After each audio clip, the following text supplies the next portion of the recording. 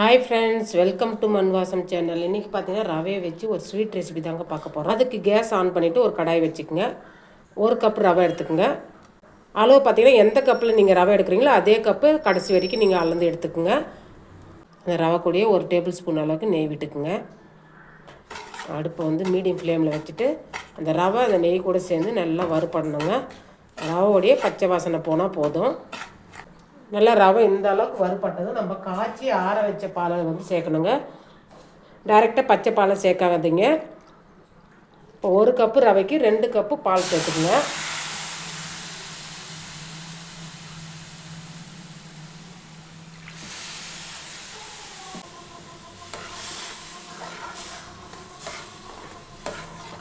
இப்போ நம்ம நெய்யில் வறுத்ததுனால அந்த கட்டி கட்டுன்ற பயம் இல்லைங்க. நம்ம பாலை ஊற்றிட்டு மெதுவாகவே கிளறி விடலாம்.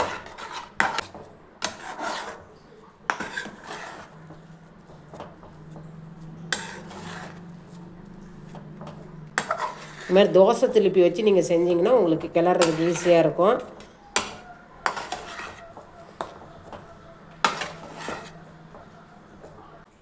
அவ்வளோதாங்க. இப்போ கேஸ் ஆஃப் பண்ணிடலாம். இது நல்லா ஆறட்டும். இப்போ நம்ம வந்து அதுக்குள்ளே சர்க்கரை பாவு ரெடி பண்ணிக்கலாங்க. ஒரு கப்பு ரவைக்கு 1 கப் சர்க்கரை போதுமானது. பார்த்திங்கன்னா 1 கப்பு சர்க்கரைக்கு 1 கப்பு தண்ணி சேர்த்துக்குங்க. அதாவது அந்த சர்க்கரை வந்து முழுகிற அளவுக்கு தண்ணி சேர்த்துக்கணும்.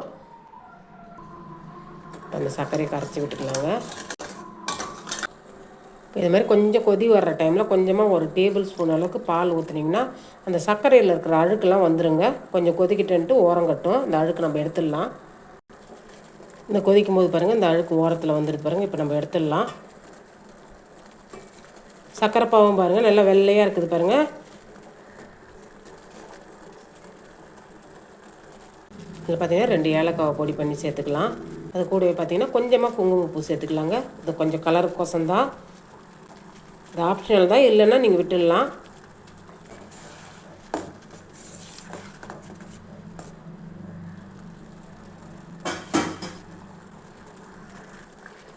சர்க்கரை பாவு பார்த்தீங்கன்னா ஒரு கொஞ்சமாக பிசுபிசுப்பு தன்மை இருந்தால் போதுங்க. பாருங்கள், இந்த அளவுக்கு நம்மளுக்கு பிசுன்னு இருந்தால் போதும். இப்போ வந்து அடுப்பு ஆஃப் பண்ணிடலாங்க.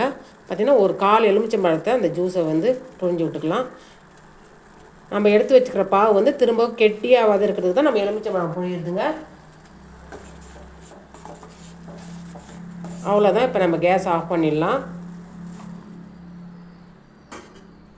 இது ஓரமாக அப்படியே இருக்கட்டுங்க. இப்போ பார்த்திங்கன்னா நம்ம மறுபடியும் ரவை கிண்டி வச்சுருக்கிறோம் இல்லைங்களா, அதை வந்து இப்போ ஒரு பிளேட்டில் மாற்றிக்கலாம்.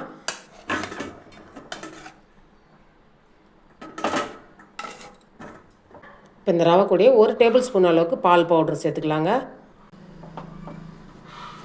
நல்லா கலந்து விட்டுக்குங்க. பாருங்கள், இந்த அளவுக்கு நல்லா பிசையணும். நீங்கள் பிசைய உங்களுக்கு அழகான தளர்வாக கிடைக்கும் உங்களுக்கு. அவ்வளோதாங்க. கொஞ்சமாக கையில் எண்ணெய் தடவிக்கிங்க.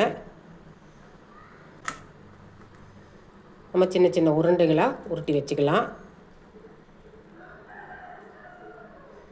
விரிசல் இல்லாமல் அழகாக நீங்கள் இது மாதிரி உருட்டி எடுத்துக்கோங்க.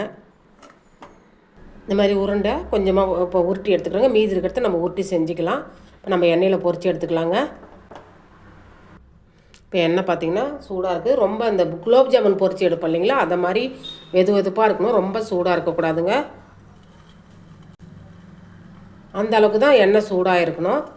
நம்ம பொரித்து எடுத்துக்கலாம்.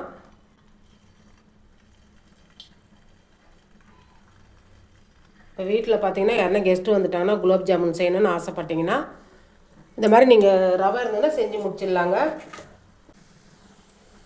நான் முன்னாடியே சொன்ன மாதிரி தாங்க, மாவு நீங்கள் கரெக்டான பதத்தில் பிசைஞ்சிங்கன்னா இது மாதிரி விரிசல் இல்லாமல் உங்களுக்கு உருண்டை கிடைக்கும்.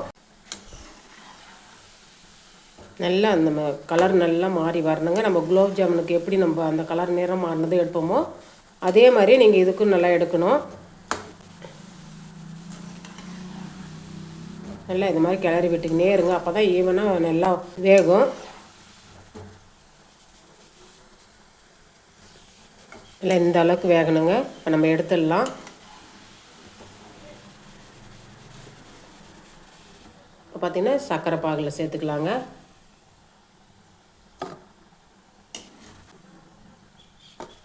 இது நல்லா ஊறட்டுங்க. ரவையை நல்லா அந்த சர்க்கரை பாவு நல்லா உறிஞ்சிட்டு சாஃப்டாக ஆகிடும். இப்போ உருண்டை பார்க்குறதுக்கு உங்களுக்கு டைட்டாக இருக்கிற மாதிரி தான் இருக்கும். அந்த சர்க்கரை பாவில் நல்லா ஊறிடுச்சுன்னா உங்களுக்கு நல்லா சூப்பராக சாஃப்டாக ஆகிடுங்க. இது அப்படியே இருக்கட்டுங்க.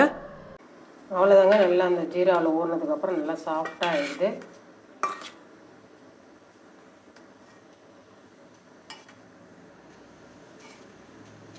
பாருங்கள், நல்லா ஜூஸியாக நல்லா அந்த ஜீராவை எடுத்துட்டு நல்லா உங்களுக்கு சாஃப்டாக இருக்குது பாருங்கள்.